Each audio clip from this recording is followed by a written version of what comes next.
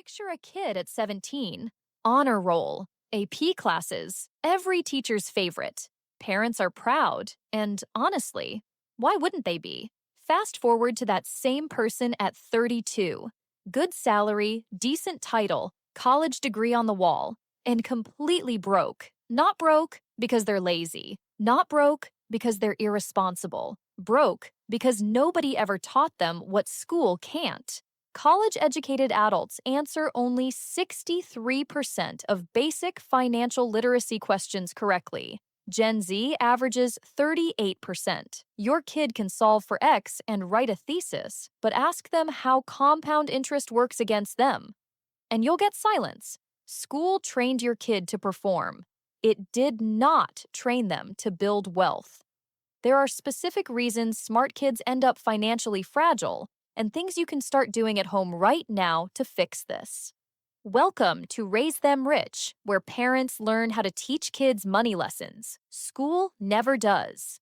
Think about what school actually rewards. Turn your work in on time. Follow the instructions. Score well on problems that already have a defined answer. Do that consistently for 12 years, and you produce something very reliable.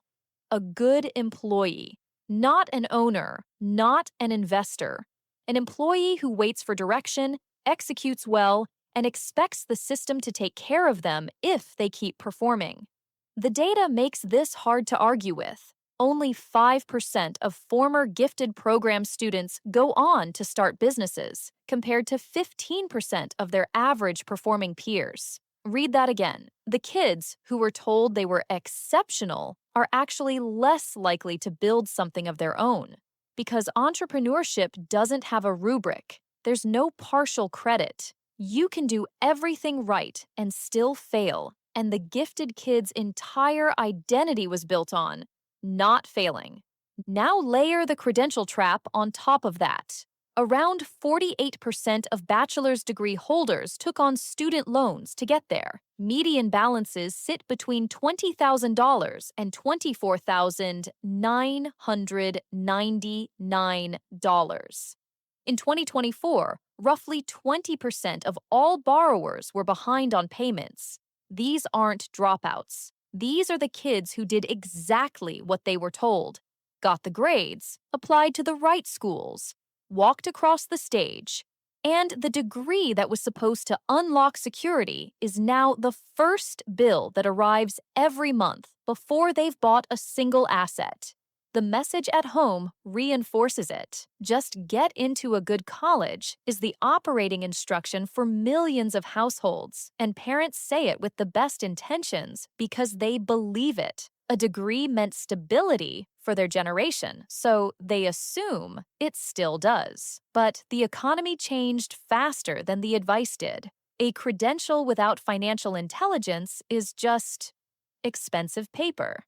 Here's what school never covered. It didn't teach your kid the difference between an asset and a liability. It didn't explain what a W-2 versus a 1099 means for their tax bill. It didn't show them how a 401k match works, or what happens to their purchasing power if they park cash in a savings account for a decade. Those aren't elective topics. Those are survival skills, and the system that spent 12 years shaping your child's mind decided they weren't worth the curriculum. School and financial freedom train completely different muscles. School says learn the rules, follow them, and you'll be rewarded. Building wealth says understand the rules, know which ones to bend, and build something the rules don't control. Those two frameworks are not compatible. And most smart kids don't figure that out until they're staring at a salary that looks good on paper and a net worth that says otherwise. The school system sets the first trap, but there's a second one, and it lives inside your kid's head. Here's how the praise cycle works. A smart kid gets a right answer, and they get rewarded. They get another right answer, and the reward comes again. Do that for 12 years, and the brain starts organizing around one single goal. Don't be wrong. That's not a learning mindset. That's a survival strategy. and it follows them straight into adulthood. When there's no right answer on the table, the gifted kid freezes. Investing feels like gambling because the outcome isn't guaranteed. Starting a business feels reckless because failure is possible. Even opening a brokerage account gets delayed for months because they want to research it more, understand it fully, get it perfect before they start, and the market moves while they're still reading about it. Around 70% of gifted program alumni report burnout by age 30. Perfectionism is one of the main drivers. The external validation they depended on, the grades, the praise, the trophies, eventually stops coming. And when it stops, they don't know who they are without it. So they chase the next credential, the next promotion, the next title, anything that feels like a grade they can earn. Meanwhile, the actual wealth building moves, the ones that require tolerance for uncertainty, keep getting pushed to later. Let me show you exactly how this plays out. Picture a straight A student who graduates, lands what feels like a safe job, and spends the next decade executing well, staying inside the lines, never making a financial move that could embarrass them. By 35, they have a salary that looks respectable. They also have zero net worth. Not because the income wasn't there, because every dollar that came in went straight to looking like the person the degree was supposed to make them.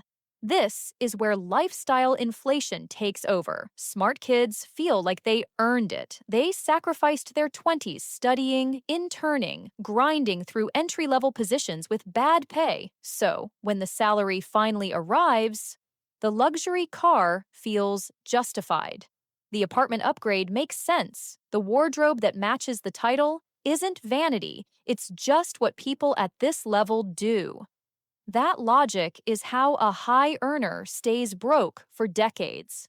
There's a framework that makes this concrete. A prodigious accumulator of wealth, a PAW, builds net worth disproportionate to their income. An under-accumulator of wealth, a UAW, earns well and shows it. One group looks wealthy, the other actually is. They are rarely the same people, and the UAW almost always has an impressive resume. The math on lifestyle inflation is brutal. A $600 monthly car payment invested instead from age 25 to 55 at an 8% average return becomes roughly $900,000. Read that again.